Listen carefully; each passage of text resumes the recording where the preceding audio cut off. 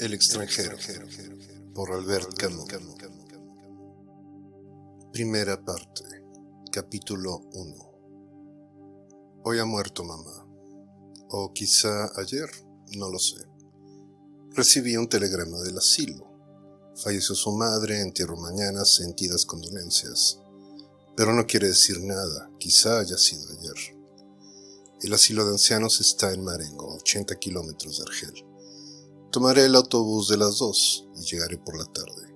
De esa manera podré velarla y regresaré mañana por la noche. Pedí 2 días de licencia a mi patrón y no pudo negármelos ante una excusa semejante, pero no parecía satisfecho. Llegué a decirle, no es culpa mía. No me respondió. Pensé entonces que no debía haberle dicho esto. Al fin y al cabo, no tenía por qué excusarme. Más bien le correspondía a él presentarme las condolencias, pero lo hará sin duda pasado mañana, cuando me vea de luto. Por ahora es un poco como si mamá no estuviera muerta, después del entierro, por el contrario. Será un asunto archivado y todo habrá adquirido aspecto más oficial. Tomé el autobús a las 2, hacía mucho calor. Comí en el restaurante de Celeste, como de costumbre. Todos se condolieron mucho de mí y Celeste me dijo, madre hay una sola. Cuando partí, me acompañaron hasta la puerta. Me sentía un poco aturdido, pues fue necesario que subiera hasta la habitación de Manuel para pedirle prestados una corbata negra y un brazal. Él perdió a su tío hace unos meses. Corrí para alcanzar el autobús. Me sentía adormecido sin duda por la prisa y la carrera, añadidas a los barquinazos, al olor a gasolina y a la reverberación del camino y del cielo. Dormí casi todo el trayecto y cuando desperté estaba apoyado contra un militar que me sonrió y me preguntó si venía de lejos. Dije sí, para no tener que hablar más. El asilo está a 2 kilómetros del pueblo. Hice el camino a pie. Quise ver a mamá enseguida. Pero el portero me dijo que era necesario ver antes al director. Como estaba ocupado, esperé un poco. Mientras tanto el portero me estuvo hablando y enseguida vi al director. Me recibió en su despacho. Era un viejecito condecorado con la Legión de Honor. Me miró con sus ojos claros. Después me estrechó la mano y la retuvo tanto tiempo que yo no sabía cómo retirarla. Consultó un legajo y me dijo, la señora de Mersol entró aquí hace 3 años, usted era su único sostén. Creí que me reprochaba alguna cosa y empecé a dar explicaciones, pero me interrumpió. No tiene usted por qué justificarse, hijo mío. He leído el legajo de su madre. Usted no podía subvenir a sus necesidades, ella necesitaba una enfermera. Su salario es modesto y al fin de cuentas era más feliz aquí. Dije, sí, señor director. Él agregó, sabe usted, aquí tenía amigos, personas de su edad, podía compartir recuerdos de otros tiempos. Usted es joven y ella debía de aburrirse con usted. Era verdad. Cuando mamá estaba en casa pasaba el tiempo en silencio, siguiéndome con la mirada. Durante los primeros días que estuvo en el asilo lloraba a menudo, pero era por la fuerza de la costumbre. Al cabo de unos meses habría llorado si se lo hubiera retirado del asilo. Siempre por la fuerza de la costumbre. Un poco por eso en el último año casi no fui a verla, y también porque me quitaba el domingo sin contar el esfuerzo de ir hasta el autobús, tomar los billetes y hacer 2 horas de camino. El director me habló aún, pero casi no le escuchaba. Luego me dijo, supongo que usted quiere ver a su madre. Me levanté sin decir nada y salió delante de mí. En la escalera me explicó, la hemos llevado a nuestro pequeño depósito para no impresionar a los otros.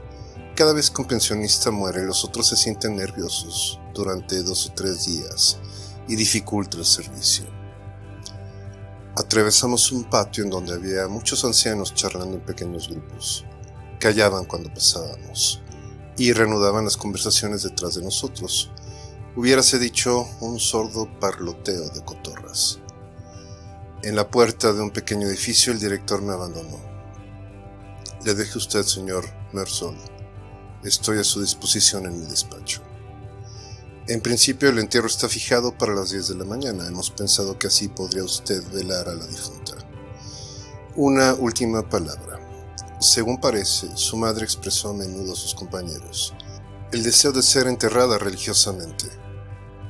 He tomado a mi cargo hacer lo necesario, pero quería informar a usted. Le di las gracias. Mamá, sin ser atea, jamás había pensado en la religión mientras vivió. Entré. Era una sala muy clara, blanqueada a la cal con techo de vidrio. Estaba amueblada con sillas y caballetes en forma de X. En el centro de la sala, 2 caballetes sostenían un féretro cerrado con la tapa. Solo se veían los tornillos relucientes, hundidos apenas, destacándose sobre las tapas pintadas de nogalina. Junto al féretro estaba una enfermera árabe con blusa blanca y un pañuelo de color vivo en la cabeza. En ese momento el portero entró por detrás de mí. Debió de haber corrido. Tartamudeó un poco. La hemos tapado, pero voy a destornillar el cajón para que usted pueda verla. Se aproximaba al féretro cuando lo paré. Me dijo, ¿no quiere usted? Respondí, no. Se detuvo y yo estaba molesto porque sentía que no debía haber dicho esto. Al cabo de un instante me miró y me preguntó, ¿por qué?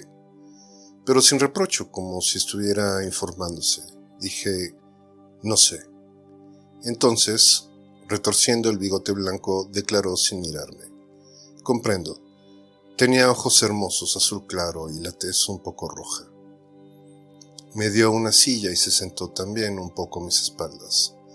La enfermera se levantó y se dirigió hacia la salida. El portero me dijo, «Tiene un chancro».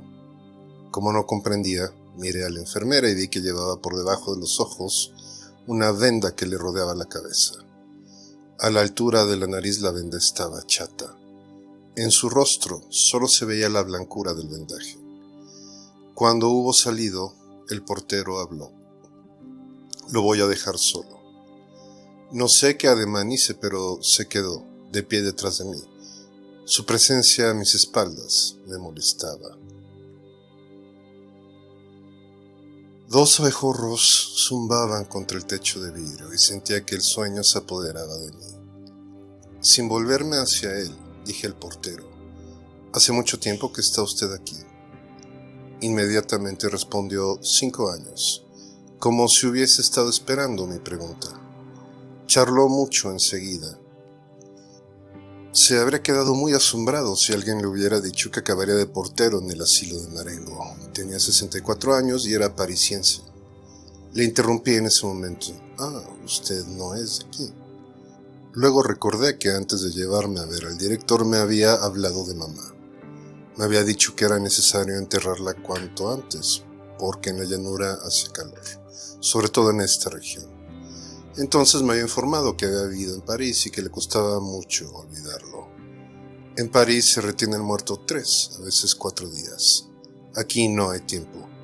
Todavía no se ha hecho uno la idea cuando hay que salir corriendo detrás del coche fúnebre. Su mujer le había dicho, «Cállate, no son cosas para contarle al señor». El viejo había enrojecido y había pedido disculpas. Yo intervine para decir, pero no. Me pareció que lo que contaba era apropiado e interesante. En el pequeño depósito me informó que había ingresado en el asilo como indigente. Como se sentía válido, se había ofrecido para el puesto de portero. Le hice notar que en resumidas cuentas era pensionista. Me dijo que no. Ya me había llamado la atención la manera que tenía de decir ellos, los otros, y más raramente los viejos, al hablar de los pensionistas, algunos de los cuales no tenían más edad que él. Pero naturalmente no era la misma cosa. Él era portero y en cierta medida tenía derechos sobre ellos. La enfermera entró en ese momento. La tarde había caído bruscamente, la noche había espesado muy rápidamente sobre el vidrio del techo. El portero oprimió el conmutador y quedé cegado por el repentino resplandor de la luz. Me invitó a dirigirme al refectorio para cenar. Me ofreció entonces traerme una taza de café con leche. Como me gusta mucho el café con leche, acepté y un momento después regresó con una bandeja. Bebí. Tuve deseos de fumar. Pero dudé porque no sabía si podía hacerlo delante de mamá. Reflexioné. No tenía importancia alguna. Ofrecí un cigarrillo al portero y fumamos. En un momento dado me dijo: «¿Sabe usted, los amigos de su señora madre van a venir a velarla también? Es la costumbre. Tengo que ir a buscar sillas y café negro». Le pregunté si podía apagar una de las lámparas. El resplandor de la luz contra las paredes blancas me fatigaba. Me dijo que no era posible. La instalación estaba hecha así, o todo o nada. Después no le presté mucha atención. Salió, volvió, dispuso las sillas. Sobre una de ellas apiló tazas en torno de una cafetera. Luego se sentó enfrente de mí, del otro lado de mamá. También estaba la enfermera en el fondo, vuelta de espaldas. Yo no veía lo que hacía, pero por el movimiento de los brazos me pareció que tejía. La temperatura era agradable, el café me había recalentado y por la puerta abierta entraba el aroma de la noche y de las flores. Creo que dormité un poco. Me despertó un roce. Como había tenido los ojos cerrados, la habitación me pareció aún más deslumbrante de blancura. Delante de mí no había ni la más mínima sombra, y cada objeto, cada ángulo, todas las curvas, se dibujaban con una pureza que hería los ojos. En ese momento entraron los amigos de mi mamá. Eran una decena en total y se deslizaban en silencio, en medio de aquella luz enceguecedora. Se sentaron sin que crujiera una silla. Los veía como no he visto a nadie jamás, y ni un detalle de los rostros o de los trajes se me escapaba. Sin embargo, no los oía y me costaba creer en su realidad. Casi todas las mujeres llevaban delantal y el cordón que les ceñía la cintura hacía resaltar aún más sus abultados vientres. Nunca había notado hasta qué punto podían tener vientre las mujeres ancianas. Casi todos los hombres eran flaquísimos y llevaban bastón. Me llamaba la atención no los ojos en los rostros, sino solamente un resplandor sin brillo en medio de un nido de arrugas. Cuando se hubieron sentado, casi todos me miraron e inclinaron la cabeza con modestia, los labios sumidos en la boca desdentada, sin que pudiera saber si me saludaban o si se trataba de un tic. Creo más bien que me saludaban. Advertí en ese momento que estaban todos cabeceando, sentados enfrente de mí, en torno del portero. Por un momento tuve la ridícula impresión de que estaban allí para juzgarme. Poco después, una de las mujeres se echó a llorar. Estaba en segunda fila, oculta por una de sus compañeras, y no la veía bien. Lloraba con pequeños gritos, regularmente. Me parecía que no se detendría jamás. Los demás parecían no oírla, se mostraban abatidos, tristes y silenciosos. Miraban el féretro o a sus bastones o a cualquier cosa, pero no miraban a nada más. La mujer seguía llorando. Yo estaba muy asombrado porque no la conocía. Hubiera querido no oírla más. Sin embargo, no me atrevía a decírselo. El portero se inclinó hacia ella y le habló, pero sacudió la cabeza, murmuró algo y continuó llorando con la misma regularidad. El portero vino entonces hacia mi lado, se sentó cerca de mí. Después de un rato bastante largo, me informó sin mirarme. Estaba muy unida con su señora madre. Dice que era su única amiga aquí y que ahora ya no le queda nadie. Quedamos un largo rato así. Los suspiros y los sollozos de la mujer se hicieron más raros. Sorbía mucho, luego cayó por fin.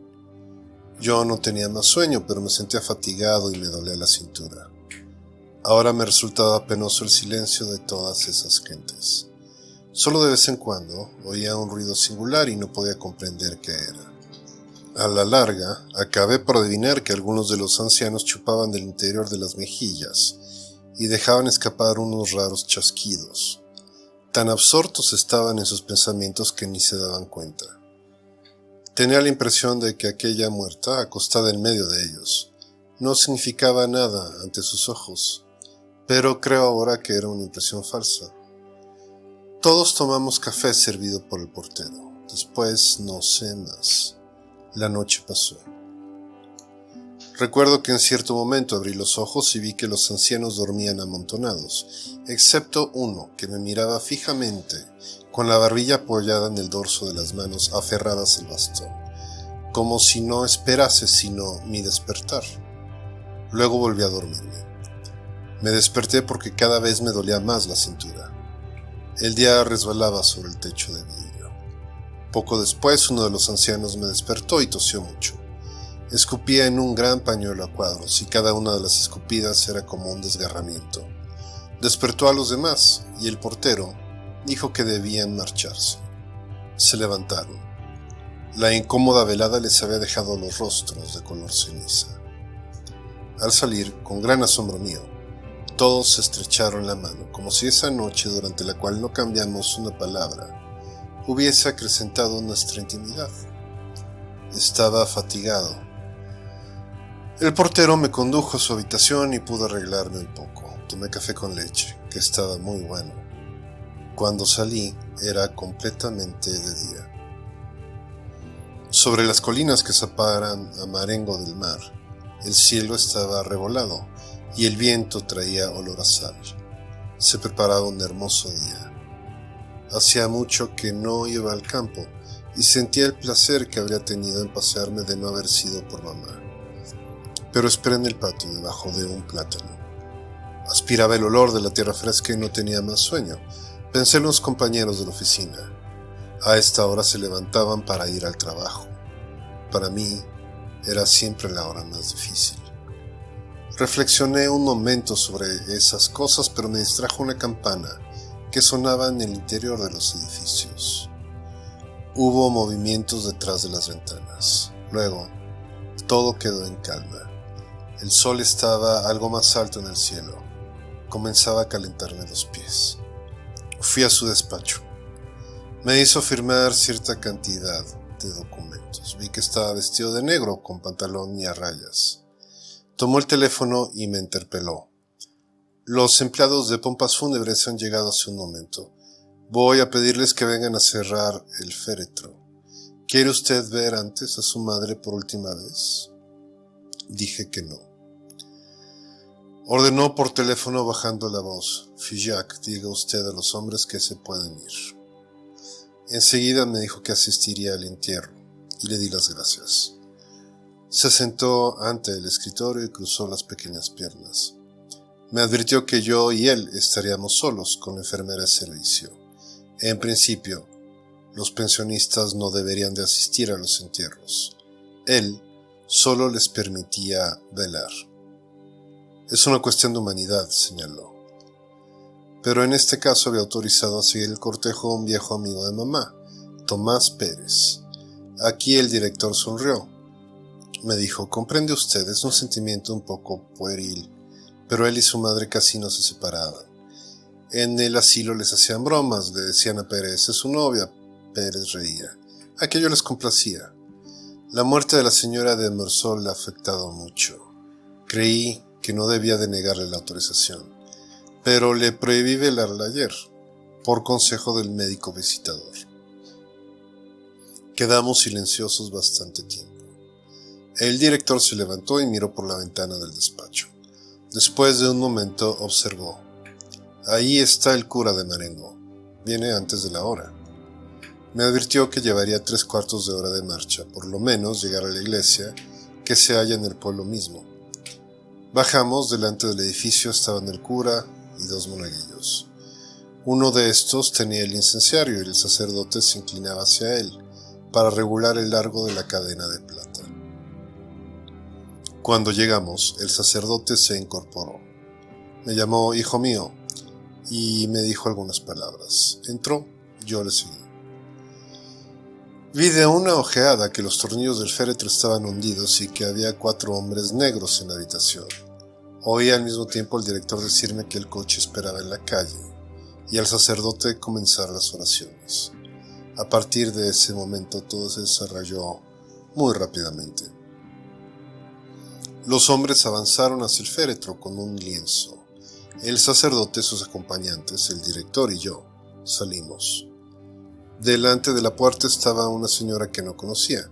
El señor Mersol, dijo el director. No oí el nombre de la señora y comprendí solamente que era la enfermera delgada. Inclinó sin una sonrisa el rostro huesudo y largo. Luego nos apartamos para dejar pasar el cuerpo. Seguimos a los hombres que lo llevaban y salimos del asilo. Delante de la puerta estaba el coche.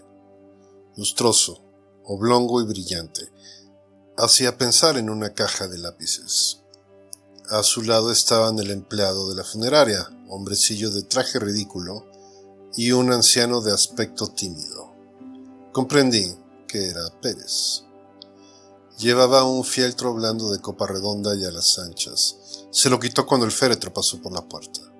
Un traje cuyo pantalón se arrollaba sobre los zapatos y un lazo de género negro demasiado pequeño para la camisa de cuello blanco grande. Los labios le temblaban bajo la nariz mechada de puntos negros.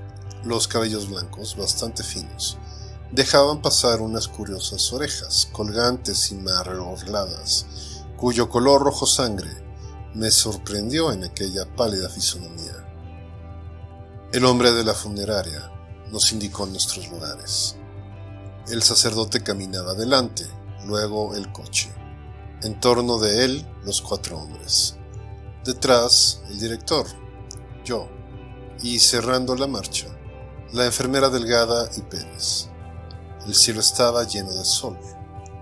Comenzaba a pesar sobre la tierra y el calor aumentaba rápidamente. No sé por qué habíamos esperado tanto tiempo antes de ponernos en marcha. Tenía calor con mi traje oscuro. El viejecito que se había cubierto se quitó nuevamente el sombrero. Me había vuelto un poco hacia su lado y le miraba cuando el director me habló de él. Me dijo que a menudo mi madre y Pérez iban a pasear por la tarde hasta el pueblo, acompañados por una enfermera. Miré el campo a mi alrededor. A través de las líneas de cipreses que se aproximaban las colinas al cielo, de aquella tierra rojiza y verde, de aquellas casas, pocas y bien dibujadas, comprendía a mi madre. La tarde en esta región debía de ser como una tregua melancólica. Hoy el sol deslumbrante que hacía estremecer el paisaje lo tornaba inhumano y deprimente. Nos pusimos en marcha. En ese momento noté que Pérez roncaba ligeramente.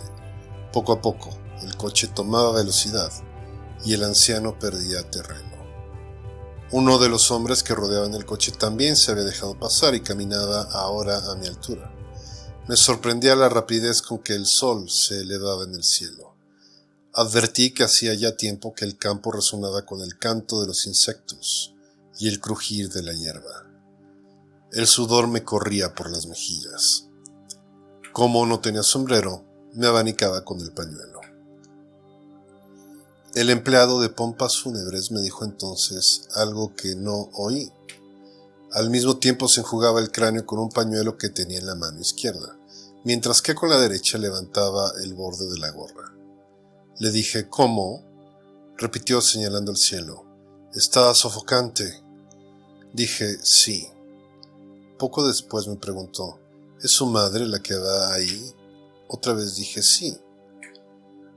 ¿Era vieja? Respondí, más o menos, pues no sabía la edad exacta. Enseguida se calló. Me di vuelta y vi al viejo Pérez a unos 150 metros detrás de nosotros. Se apresuraba columpiando el sombrero al vaivén del brazo. Miré también al director. Caminaba con mucha dignidad, sin un gesto inútil. Algunas gotas de sudor le perlaban la frente, pero no las enjugaba. Me pareció que el cortejo marchaba un poco más deprisa. A mi alrededor continuaba siempre el mismo campo luminoso colmado de sol. El resplandor del cielo era insostenible. En un momento dado pasamos por una parte del camino que había sido arreglada recientemente. El sol había hecho estallar el alquitrán. Los pies se hundían en él y dejaban abierta su carne brillante. Por encima del coche, la galera luciente del cochero parecía haber sido amasada con ese fango negro. Yo estaba un poco perdido entre el cielo azul y blanco y la monotonía de aquellos colores. negro viscoso del alquitrán abierto, negro opaco de las ropas, negro lustroso del coche. Todo esto, el sol, el olor del cuero y del estiércol del coche, el del barniz y el del incienso, y la fatiga de una noche de insomnio, me turbaban la mirada y las ideas. Me volví una vez más. Pérez me pareció muy lejos, perdido en una nube de calor. Luego, no lo divisé más. Lo busqué con la mirada y vi que había dejado el camino y tomado a campo traviesa. Comprobé también que el camino doblaba delante de mí.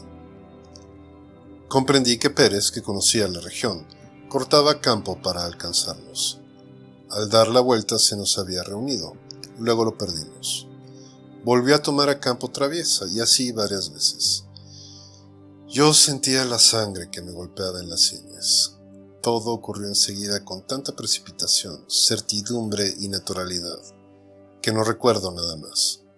Solo una cosa. A la entrada del pueblo, la enfermera delgada me habló. Tenía una voz singular que no correspondía a su rostro, una voz melodiosa y trémula. Me dijo, si uno anda despacio, corre el riesgo de una insolación, pero si anda demasiado a prisa transpira, y en la iglesia pesca un resfriado. Tenía razón. No había escapatoria. Todavía retengo algunas imágenes de aquel día. Por ejemplo, el rostro de Pérez cuando se nos reunió cerca del pueblo por última vez. Gruesas lágrimas de nerviosidad y de pena que le chorreaban por las mejillas. Pero las arrugas no las dejaban caer. Se extendían, se juntaban y formaban un barniz de agua sobre el rostro marchito. Hubo también la iglesia y los aldeanos en las aceras, los geranios rojos en las tumbas del cementerio, el desvanecimiento de Pérez, habríase dicho un títere deslocado, la tierra color de sangre que rodaba sobre el féretro de mamá, la carne blanca de las raíces que se mezclaban, gente aún, voces, el pueblo, la espera delante de un café, el incesante ronquido del motor y mi alegría cuando el autobús entró en el nido de luces de Argel y pensé que iba a acostarme y a dormir durante 12 horas.